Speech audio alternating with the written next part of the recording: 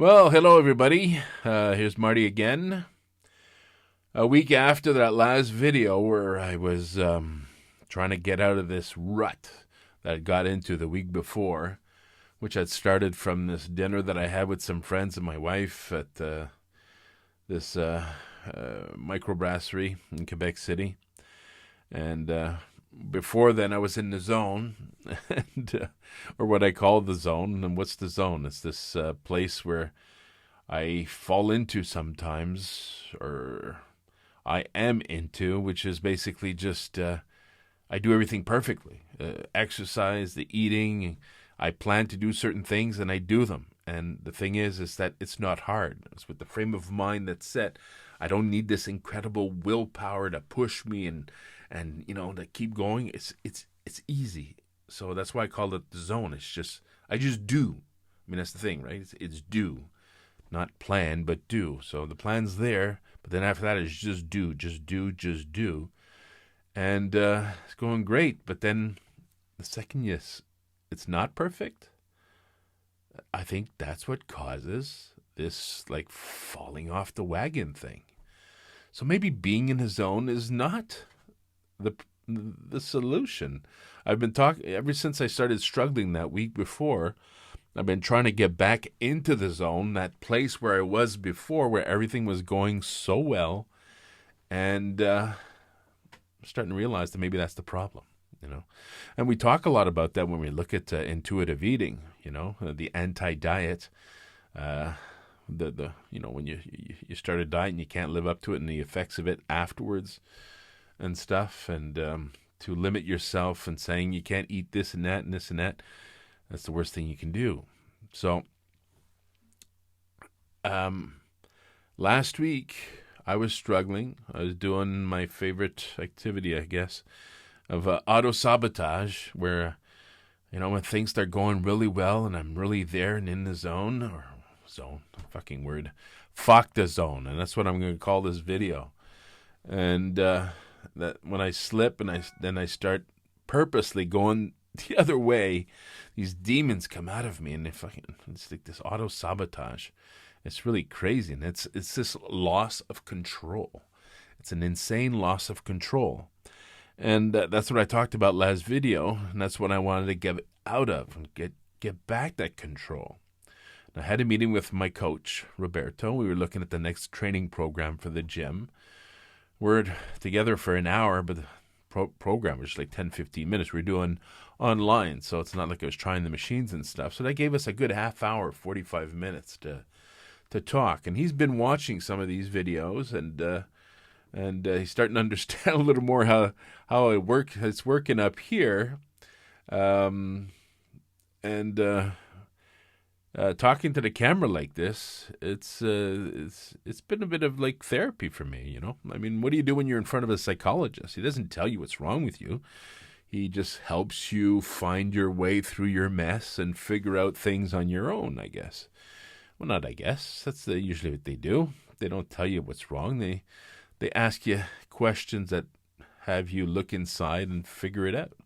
So I guess it's a bit of the same thing when I talk to this camera here. I work it out, because you don't do it actively when you're not doing something like this. So anyway, I after that week of struggling and that week of things going the wrong way and starting to go downhill, after that beautiful start where things just felt right, and I felt that I was really on the right track this time, I saw how quickly it just insanely went in the other direction. And after all this planning for a year and a half, a route that I have planned and everything. So with Roberto, he gave me one piece of advice. And this video is a bit about the fuck the zone, because it's going to be the title. But it's also how important it is to have people around to help you. I can be a little pig-headed sometimes, and sometimes I tend to want to do things on my own and to do it without the help of others. But man, that's so stupid. So why not take that help? And once again, Roberto was there. He was there.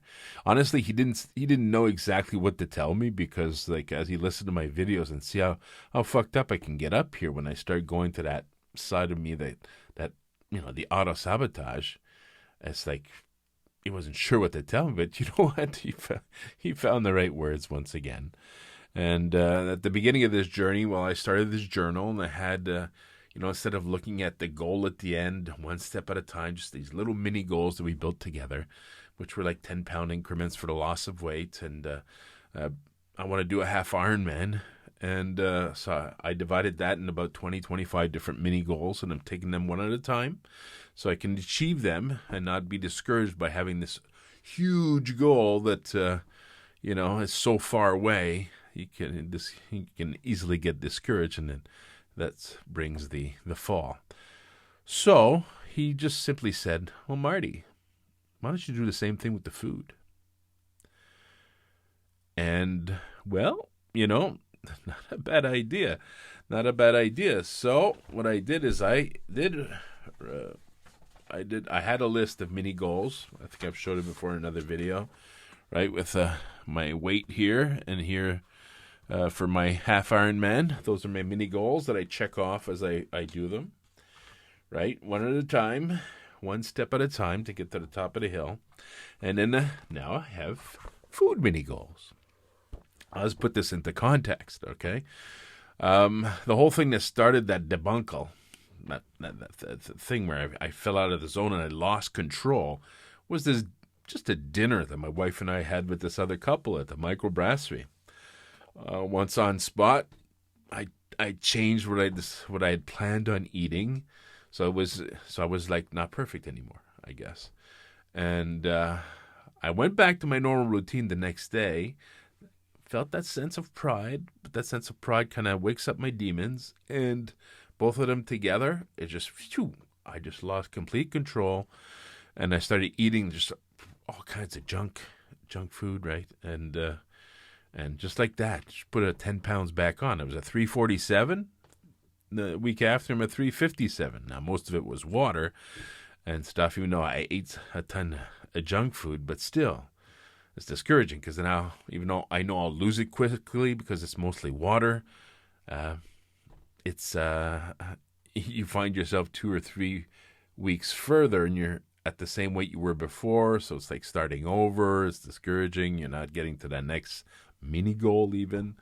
So anyway, I had to kind of snap myself out of that. And this list really, really helped do that. And the thing is that I said I wanted to put this into context. Now, not only had I been struggling for a week, but I was starting a week's vacation. Now, there's a difficult time to start watching what you eat, and wanting to lose weight. You get a week off with your wife, and there's certain things you want to do. We did have one outing that was planned at a microbrasserie, which we went to. It was a gift that we had gotten from her daughter, my wife's daughter and boyfriend. So I was a little worried about that. Already I've seen myself tumbling down. And so I made this list of mini goals. And the first one was, having a week of vacation without losing control. Now that's the thing, losing control in the zone.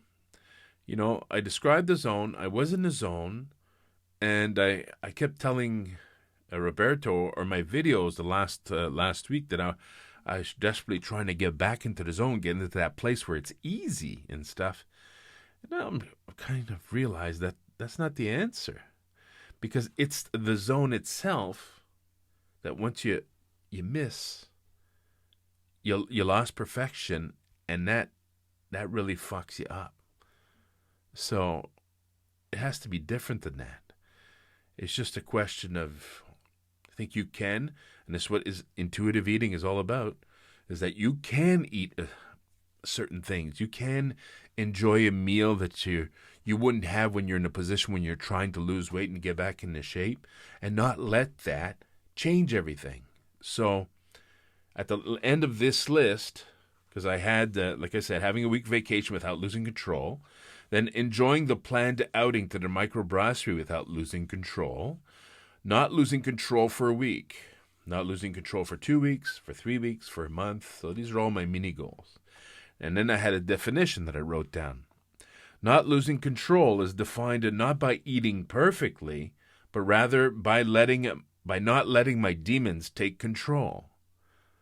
So there you go. It's not about eating perfectly. That's the mistake.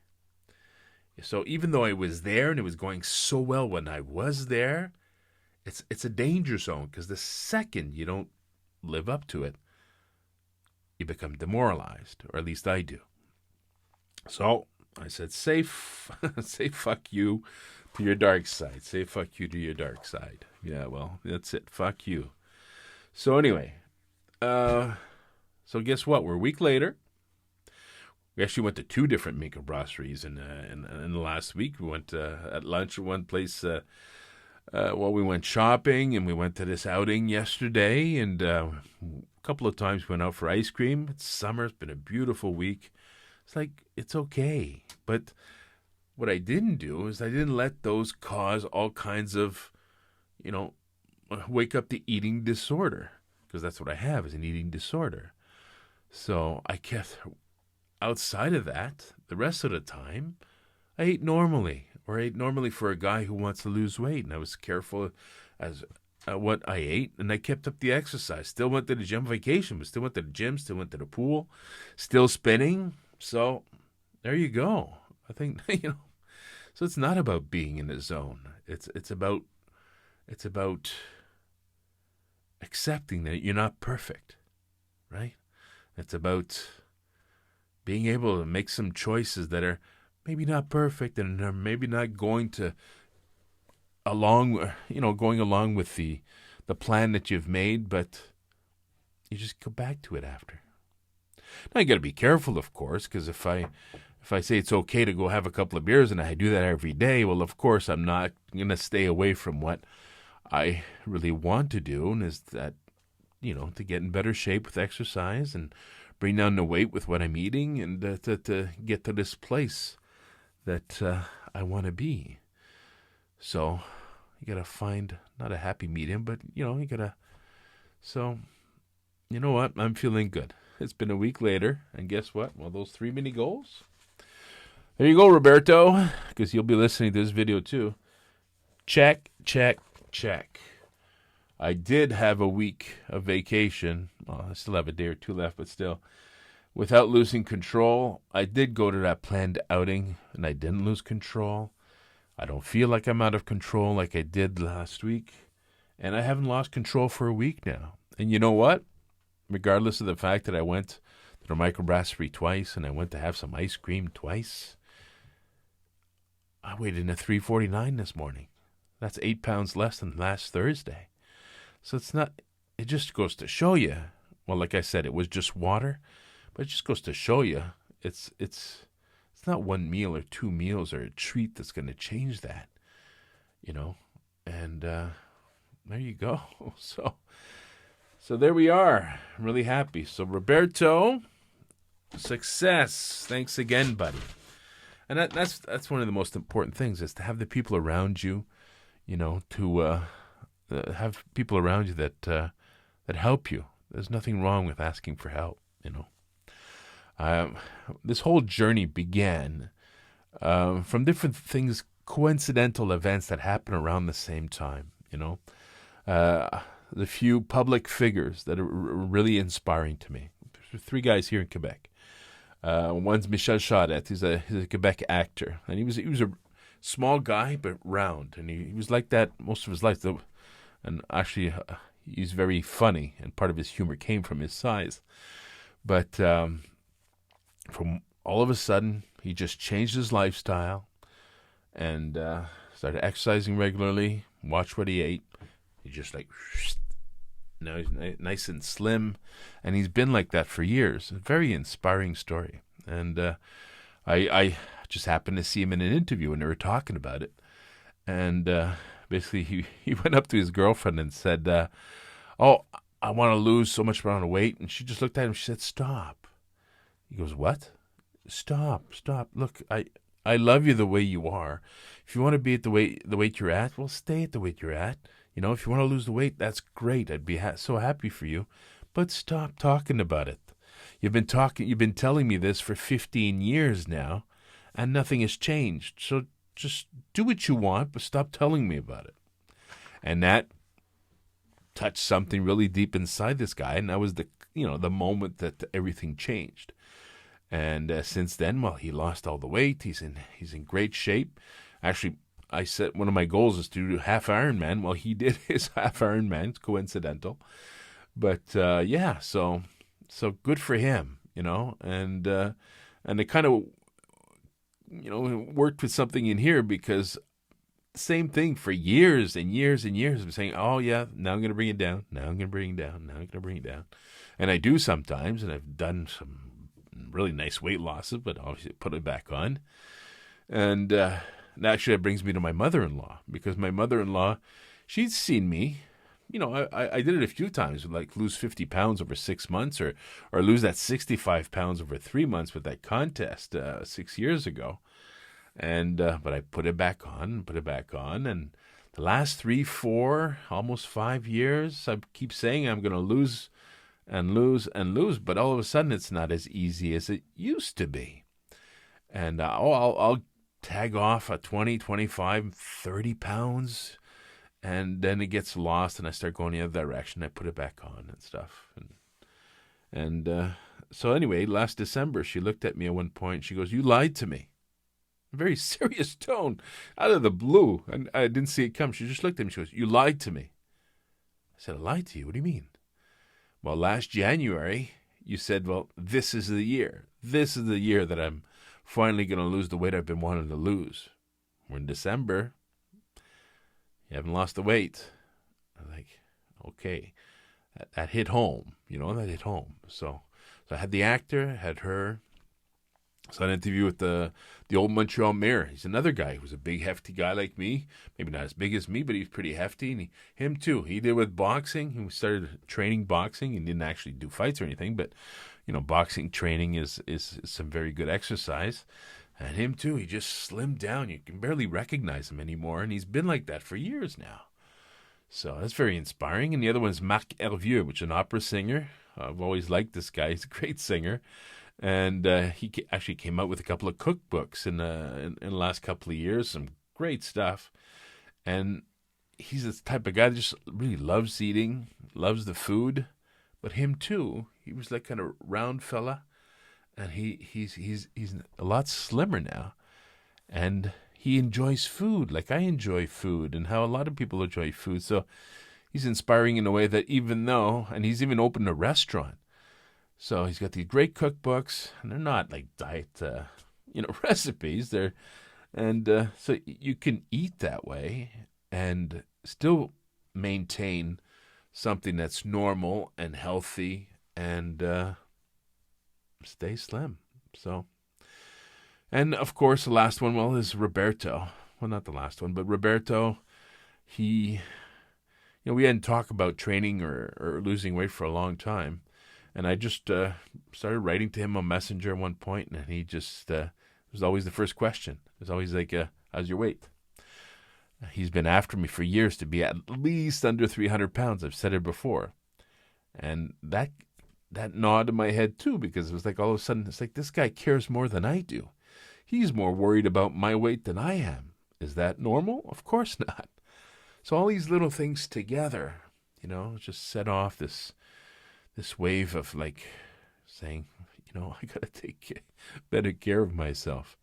So I feel like I have this whole support group around me, and there's other people I can think two in particular. Sophie Desjardins. I met Sophie in CJET, and her best friend went out with my best friend, my best buddy, Claudio. They were a couple. I think Brenda was her best friend at the time, but anyway. And that's how we met and became friends. Then later on at university, we both went to Concordia University. I was in a fraternity. She was in a sorority. And she was very close to the guys in my fraternity. So she was almost part of our fraternity in a way, in a symbolic way that we used to joke around with. And just like everybody else that I was friends with in university and college. And, you lose track. Your lives go separate ways. And you get the occasional conversation maybe on Messenger or you see stuff posted on Facebook, but been years and years and years. And I've seen her a few times over the years, but not often. And one of the last times I saw her was was when I did my first triathlon 6 years ago. I did my triathlon and I finished and I went to the tent because we had a meal that was included after the event. Who's there at the door but Sophie Desjardins. And so Sophie looks at me and she's like, "Are you doing the triathlon and stuff?" And I said, yeah, I was. And then she goes, "How did it go?" That was the question. How did it go? Now, my answer was, I started listing all the things I could have done better. The swim, the run, this and that. And this. I'm explaining everything what I could have done better. And then she just like grabbed me and shook me out of the blue. And I'm like, "What?" And looked at me in the eyes. He goes, "Martin, you just did a triathlon." And it's like, yeah, okay. I didn't recognize the feat that I just accomplished. I was only thinking about what I could have done better. But it hadn't sunk in until that moment when she looked at me and told me, "You just did a triathlon," that I had succeeded. So that's a life lesson right there. But besides that, Sophie's always been there in certain situations when I need help. Like, for example, I often do stuff for cancer. I did Montreal to Quebec biking. I did it 3 times. I did 8 hours of cardio for cancer. I've done it at the gym. They have an event every year too, and every time she's always there and always supporting me and pledging some money for the activities I do. And when I go to, like, for example, do my triathlons or do a 10-kilometer run, and these events I take part in, I'll always get the little encouraging message from Sophie on Messenger to boost me, to help me along. And I do the same for her. Like, she was on a national team of the dragon boat racing for many years. I think she's still involved, and she's very active, and she's very healthy and in good shape. And her thing is to do half marathons and stuff. So I'll have the little message for her too. So it's a give and take. But I can really, sometimes you sense it from people that they really care. It's not just giving you the tap on the back or whatever. It's like you can tell they really care. And she's one of those people. And I barely see her, and I barely talk to her. And yet she's always there at the right moment to just give me that little message to push me forward. That's pretty cool. Another guy like that, exactly the same, Sylvain Hutt. Who is Sylvain Hutt? Sylvain Hutt worked at Tremblant for a number of years. My brother and I, we were both Marie-Soleil. We were my sister-in-law. We all taught at Tremblant for a while. I only taught there for 2 years. I taught there in 2000 and in 2001, 2 years, and those are the 2 years that I met Sylvain, and I worked with him. And you know what? We're like 20 years later, and who am I having a conversation with 6 months ago, where he's trying to pump me up and to help me along my what I'm trying to achieve, exercise, events, weight. He's always there too. He's always got that little message, always got that little encouraging thought. He himself takes part in triathlons, and he's a big motivator, and he helps a lot of people, from what I can tell from his website. But in a way, I know he's an acquaintance. Is he a friend? Yeah, he's a friend. But honestly, Sylvain, it's 2 years. 20 years ago that we spent time together, and we've kind of crossed paths very rarely since then. And yet 20 years later, he's still there trying to help me get to where I want to go. So, people like that are so valuable. So I'm starting to feel like I have this whole team around me to help me accomplish my goals, to lose that weight, to finish that half Ironman and stuff. So it's I'm in a good place, I'm in a good place. I said at the beginning of this whole journey that it felt different this time. Well, those are part of the aspects that make it feel different. Now, the best thing that happened to me was to fall off the wagon 2 weeks ago. It was just to show me that as good as you feel, you got to be careful. It just can so easily go the other way. So now, just like smoking, which I stopped 12 years ago, uh, I will not have one because I fear it. Well, it's the same thing. I got to keep that sense of fear alive, and I just have to accept that I'm not perfect, and I shouldn't want to do it by myself. That it's okay to have a team around me to help me. That it's okay to not always do everything perfectly. And then regardless of because perfection brings out the worst of me. Because the second I'm no longer perfect, I just go poof. So fuck it, being in the zone.